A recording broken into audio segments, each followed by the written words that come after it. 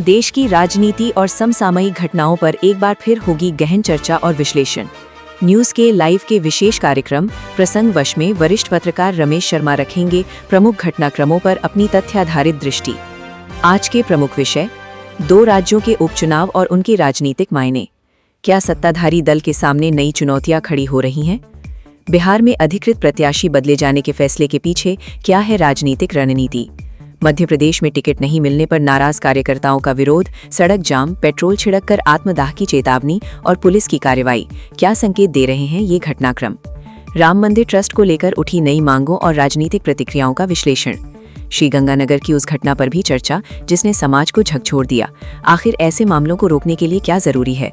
इन सभी विषयों पर तथ्यों, उपलब्ध सूचनाओं और राजनीतिक परिप्रेक्ष्य के साथ होगा विस्तृत विश्लेषण। देखिए प्रसंगवश वरिष्ठ पत्रकार रमेश शर्मा के साथ। बने रहिए न्यूज के लाइव, भरोसे की पहचान के साथ। प्रसंगवश में आप सभी का स्वागत है। प्रसंगवश में आज बात करेंगे भाजपा के अंदर चल रही अंदरूनी कलह की। और कलह भी इस तरह की हो गई कि भाजपा के वरिष्ठ नेता जो अपने प्रदेश में गृह मंत्री थे, उनके समर्थकों ने 11 घंटे तक रास्ता जाम किया, जहां से 4 जगहों के लोगों को आने जाने में बड़ी परेशानी हुई।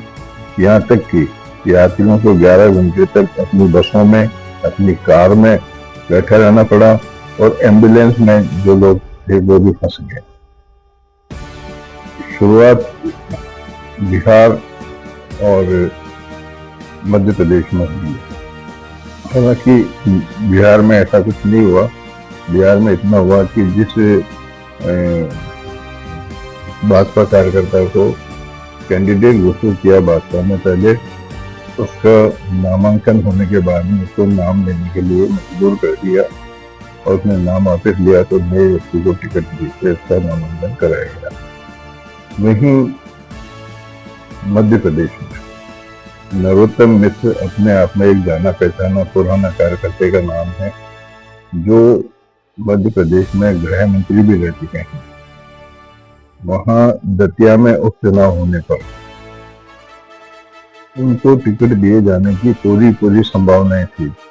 पूरी संभावनाओं का मतलब ये कि लगभग ये तय था कि उस चुनाव में नरोत्तम मिश्र को पार्टी प्रत्याशी बना दी। लेकिन उसकी जगह पर एक नया चेहरा आशुतोष तिवारी को घोषित कर दिया गया, जिसके बाद में नरोत्तम मिश्र के समर्थकों ने बड़ा भारी वहां विरोध किया और विरोध के तहत उन्होंने 11 घंटे का रास्ता जाम किया। सुबह तक जब रास्ता नहीं खुल पाया तो वहां आंसू गैस छोड़नी पड़ी। इसके बाद में उनके समर्थकों ने सोशल मीडिया पर पेट्रोल डालने की भी धमकी दी, जिसके बाद में खुद नरोत्तम मिश्र ने एक अपील जारी की कि यह पार्टी का फैसला है, पार्टी जिसको टिकट देती है उसी को लड़ना चाहिए और ये पार्टी हमेशा होता रहे। उन्होंने इतना भी कहा कि ये आप लोग किसी तरह के आंदोलन की बात नहीं करें, मैं अपने प्रदेश के नेताओं से मिलूंगा। लेकिन ठीक इसके विपरीत कैलाश विजयवर्गीय जी ने एक प्रेस कॉन्फ्रेंस करके कहा कि हम उनको मना नहीं। नरोत्तम मिश्र बहुत अच्छे कार्यकर्ता हैं, पार्टी के प्रति समर्पित भी हैं और उन्होंने इस बात का दावा भी किया कि नरोत्तम मिश्र शीघ्र ही आशुतोष के समर्थन में चुनाव प्रचार भी करेंगे। अब क्या कुछ रहेगा, क्या कुछ होगा, ये देखने वाली बात है। कैलाश विजयवर्गीय ने भी कहा कि मध्य प्रदेश में 230 विधानसभा सीटें हैं और 2000 लोग टिकट चाहते हैं, तो हर किसी को तो मिल नहीं सकता। लेकिन उन्होंने विश्वास व्यक्त किया कि नरोत्तम मिश्र अपने पार्टी के खिलाफ नहीं जाएंगे। इसी तरह से बिहार में भी यही हुआ।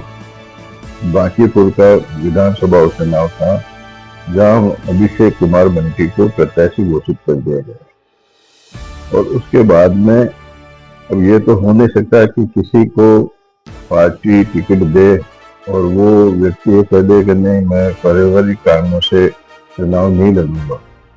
लेकिन यह बहाना बनाकर उन्होंने चुनाव लड़ने से इनकार कर दिया, जिसके बाद में नीरज कुमार सिन्हा को वहाँ का टिकट दिया गया और वहाँ तो नामांकन भी भर दिया था।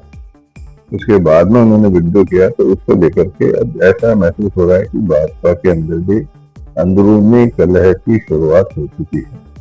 अब ये तय रूप से रहेगी, आगे कहाँ तक बढ़ेगी, या इन बातों को दबा दिया जाएगा, ये देखने वाली बात होगी। लेकिन जिस तरह की घटनाएं सामने आ रही है, उसको लेकर के कांग्रेस को भी एक मौका मिल गया है भाजपा के खिलाफ बात करने के, कि ये अनुशासित पार्टी कही जाती है, जहां पार्टी खुद ही पार्टी के कारण का खुद ही अपनी पार्टी का निर्णय का विरोध करते हैं। देखने वाली बात ही होगी कि आगे जाकर क्या कुछ होता है। इसी तरह से सचिन पायलट आज आगरा में रहे, जहां उन्होंने एक प्रेस कॉन्फ्रेंस की। प्रेस कॉन्फ्रेंस में उन्होंने राम जन्मभूमि तीर्थ के मामले में अपनी बात कही।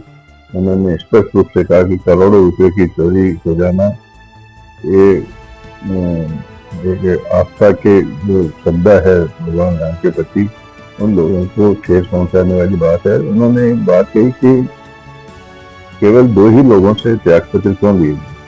उनका कहना था कि पूरी ट्रस्ट को ही बंद किया जाना चाहिए, उसकी जांच नए सिरे से होनी चाहिए। जब तक ट्रस्टी रहेंगे तो जांच में प्रभावित हो सकती है, जो बात होगी।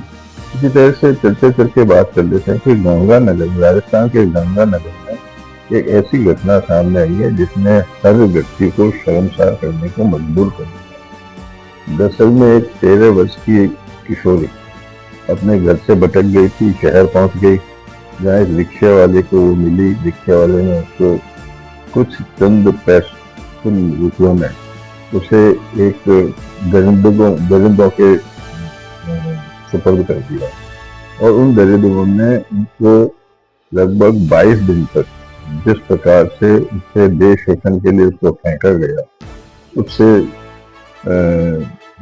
धंधा इस तरह का चल ही रहा था। लेकिन जो गंगानगर की पुलिस है, नियमित रूप से जब होटलों की चेकिंग कर रही थी, तो उस समय यह मामला सामने आया, जिसमें बताया गया कि होटलों के मालिक ने, जो उनके पुराने इस तरह के ग्राहक थे, उनको किशोरी के फोटो भेज करके उनको अपनी तरफ आकर्षित किया, और इस तरह के को कम करने के लिए वो भी सहयोगी रही, जिसके बाद में 18 लोगों को गिरफ्तार किया गया। सबसे बड़ी बात है कि इसके अंदर एक NRI का भी हाथ था। NRI जो CCTV के फुटेज है उसमें, उसका भी रोल सामने आया।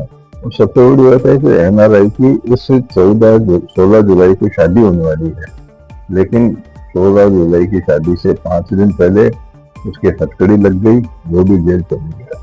और होना भी ऐसा चाहिए। तो हिंदुस्तान में इस तरह की बातें होगी, तो हिंदुस्तान में जिस प्रकार से इसके व्यवहार है हिंदुस्तान के लोगों का, जो एक परिपाटी चल रही है, हम अपने आप को सनातनी कहते हैं, ऐसी स्थिति में कुछ लोग, चंद लोग अपने देश को, अपने धर्म को, अपने सनातन को एक चंद रुपयों के खातिर किस हद तक चले जाते हैं, ये सोचने वाली बात होगी। और इससे सबसे बड़ी बात ये होगी कि क्या जो उन होटलों के मालिक थे, उनके आंशिक रूप से बुलडोजर चला गया होटलों पर, पूरी होटल जो है नहीं तोड़ी हुई, लेकिन आंशिक रूप से उनकी कार्रवाई की गई, जिससे यह भी महसूस किया जाता है कि उनके हाथ लंबे हैं। कुल मिलाकर के आज की प्रसंग को यहीं विराम देते हैं। कल फिर किसी प्रसंग के साथ मैं आपके सामने उपस्थित होऊंगा। तब तक के लिए नमस्कार।